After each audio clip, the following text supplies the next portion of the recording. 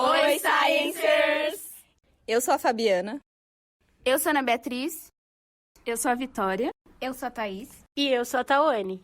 E nós somos o Favit Science.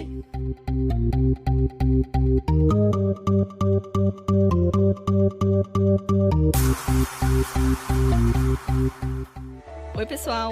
Bem-vindos ao terceiro e último episódio da nossa minissérie sobre como a razão e a emoção se comportam em determinadas situações do nosso cotidiano. Antes de começarmos, queríamos relembrar o que já vimos até aqui. No primeiro episódio, vimos que ao longo da história, diversas áreas do conhecimento procuraram estudar e definir o que é a razão e a emoção. E nós optamos por seguir a visão da neurociência e da psicologia para entender esses dois conceitos. Com isso, descobrimos que nossas decisões não são tomadas apenas pelo lado racional, mas sim a partir de uma combinação entre a razão e a emoção. Já no segundo episódio, nós vimos como a razão e a emoção se relacionam com o consumismo. E para fechar esse assunto com chave de ouro, falaremos sobre... política! Já que passamos por um ano de período eleitoral, não poderíamos deixar de abordar esse conteúdo para vocês. Atenção! Esse vídeo busca ser imparcial e foi feito somente com a intenção de esclarecer fatos e expandir conhecimento.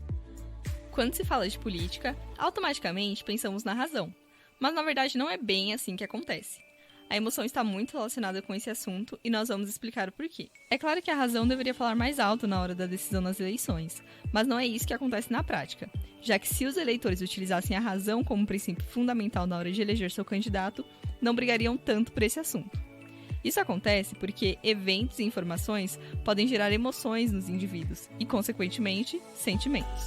Por isso, é importante que os eleitores chequem as informações antes de compartilhá-las, ou tirarem conclusões precipitadas. Um exemplo real que representa como os eventos podem gerar sentimento nos eleitores é um experimento de investigação de respostas psiconeurofisiológicas, realizado em 2010 pelo Centro de Neurociência Aplicada do Instituto de Pesquisas Sociais, Políticas e Econômicas, IPESP, coordenado pelo cientista político Antônio Lavareda e pela neurocientista Silvia Laurentino. O experimento foi dividido em duas fases. A primeira, em 20 a 25 de setembro de 2010, primeiro turno da eleição presidencial, e a segunda em 18 a 23 de outubro do mesmo ano, no segundo turno. Neste vídeo falaremos apenas da primeira parte do experimento, já que ela é bastante explicativa. Mas caso queira saber do experimento completo, deixaremos o link na descrição. O experimento observou as principais regiões cerebrais responsáveis pelas áreas da emoção e cognição dos voluntários, ou seja, o sistema das emoções e o neocórtex, considerando o contato com os estímulos ligados aos temas em questão e analisando o sistema de memória associativa, e observando a capacidade do indivíduo de associar e fixar o candidato ao líder apoiador. O objetivo era mostrar que as emoções geradas por lideranças de peso podem influenciar a alteração do comportamento emocional do eleitor em relação ao candidato apoiador por essa determinada liderança, aumentando ou diminuindo emoções positivas ou negativas que podem passar de um personagem político para o outro. A primeira parte aconteceu no primeiro turno da eleição, com o propósito de avaliar o potencial de transferência de afetividade do líder apoiador Lula para sua candidata Dilma. Os eleitores foram estimulados a observar fotos em 3 momentos diferentes. No primeiro momento, a foto era de Dilma sozinha. Esta gerou baixo engajamento e alto índice de emoções negativas. No segundo momento, ela estava acompanhada de Lula, o que fez com que as emoções se invertessem, ou seja, as emoções positivas aumentaram cerca de 50% e as negativas diminuíram. No terceiro momento, quando a foto dela sozinha retornou, houve redução do engajamento, aumento de respostas emocionais negativas e queda das emoções positivas. Isso nos mostra o quão poderosa é a influência de líderes políticos e como isso se reflete no comportamento dos eleitores diante as urnas. Este experimento é considerado do campo da neuropolítica. Mas o que seria isso? Daqui a pouco vamos explicar. Além de experimentos, pesquisas de opinião foram desenvolvidas com o propósito de captar a emoção do leitor, como aponta Jairo Pimentel Júnior, graduado em Ciências Sociais, mestrado e doutorado em Ciência Política, que descreve tal propósito como um fator explicativo do voto. Mas ainda assim, a dificuldade das pesquisas de opinião estão presentes e pouco consideradas pela ciência política. Você já ouviu falar sobre opinião pública? A opinião pública exerce pressão sobre outros níveis de exercício do poder, dentre eles o judiciário. Mas o que são pesquisas de opinião pública? Bom, ela dispõe da agregação das opiniões dos cidadãos sobre eventos e atores políticos, sendo um fato integral das estratégias eleitorais dos candidatos e partidos que usam também para definir plataformas políticas. Essas pesquisas de opinião pública são pautadas em jornais, na televisão, no rádio e principalmente na internet. Entretanto, essas pesquisas não são de domínio ou exclusivas da mídia, mesmo que a maioria das pesquisas de opinião pública seja encomendada pela mídia. Partidos e outros grupos de interesse também encomendam pesquisas dessa natureza.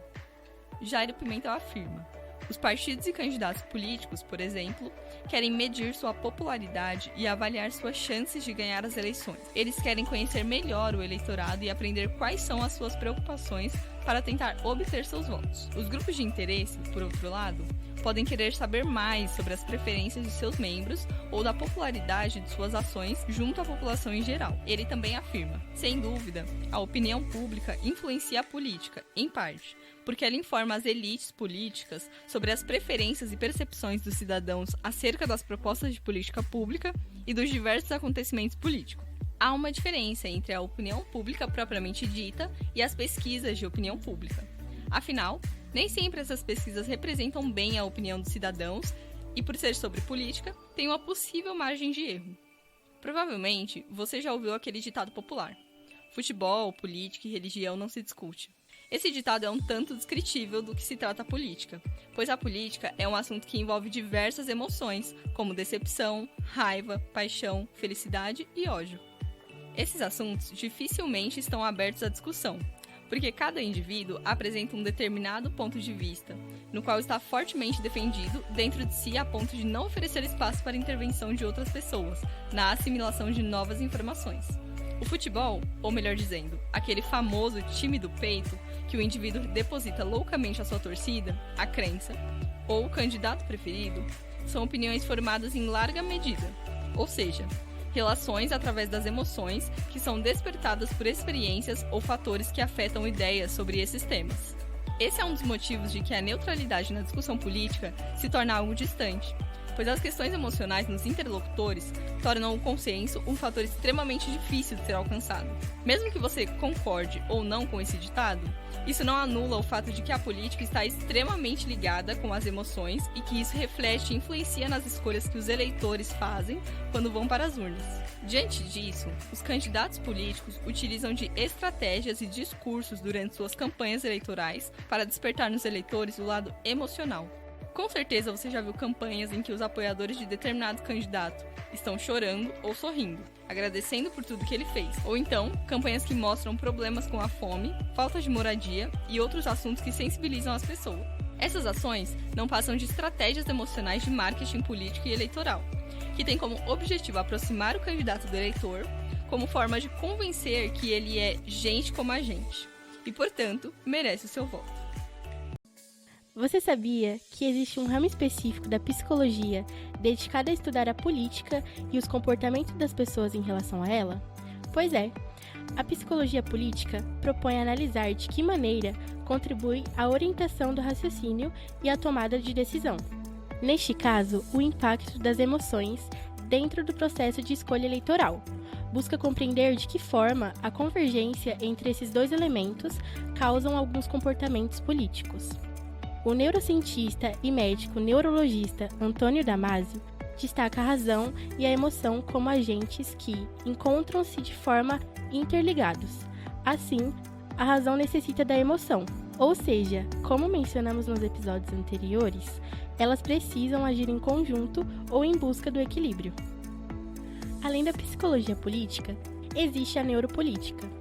Essa é uma ciência que, através de métodos neurocientíficos, analisa o funcionamento do cérebro, tanto consciente quanto o inconsciente, além da cognição e comportamento com o intuito de explicar fenômenos políticos e, assim, chegar no que nos influencia a seguir determinado comportamento na votação. Para isso, um dos métodos utilizados é a análise de neuroimagens obtidas através de ressonância magnética funcional. Nela, é possível observar as ações do cérebro enquanto ele realiza alguma tarefa. Resumindo, ela é uma técnica não invasiva de encontrar no cérebro as respostas para problemas que envolvam comportamentos políticos. Sendo assim, podemos dizer que a psicologia política faz parte dessa ciência. Mas para isso, candidatos usam de estratégias emocionais que incluem uma disputa de moralidade. Assim, nas campanhas e discursos, criam uma narrativa baseada em heróis, vilões, vítimas e entre outros, que geram emoções como o medo, a raiva e o alívio.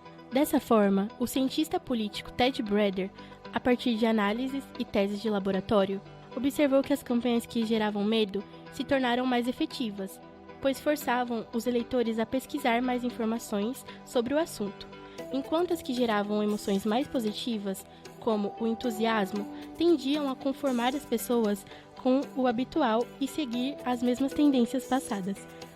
Mas por que isso acontece? Na neuropolítica, esse fenômeno é chamado de predisposição e vigilância, definido por Antônio Lavareda. Basicamente, nosso cérebro possui um sistema de escaneamento que, quando encontra uma ameaça, ou seja, algo diferente do nosso habitual, emite um alerta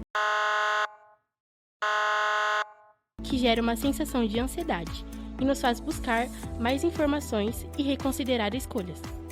Se ele não encontra uma ameaça, emite sensação de entusiasmo e conforto. Apesar de utilizar o conhecimento prévio, uma característica racional, ele se realiza no sistema das emoções, como se pode observar pelas sensações liberadas ao final do escaneamento.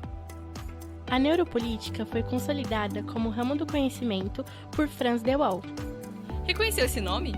Sim, é o mesmo Franz que falamos no primeiro episódio. Depois de observar os primatas, de Waal publicou um livro famoso chamado Chimpanzees Politics: Power and Sex Among Apes. Nele, ele mostrou que os animais eram capazes de fazer alianças estratégicas para manipular os outros, mostrando novamente o quanto esses animais se assemelham conosco. Por fim, concluímos que é preciso equilibrar a razão e a emoção em diversos contextos e aspectos, e a partir disso, cabe uma reflexão. Mesmo sendo seres altamente inteligentes, que se diferem dos demais justamente por ter um sistema racional, nos tornamos tão vulneráveis e influenciáveis por conta de nossas atitudes emocionais, as quais nos aproximam dos animais irracionais.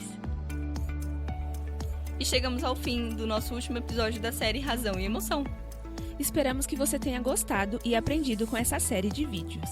Não esqueça de ouvir o seu lado emocional e procurar sempre o equilíbrio. E nós, do Favet Science, vamos ficando por aqui. Até mais!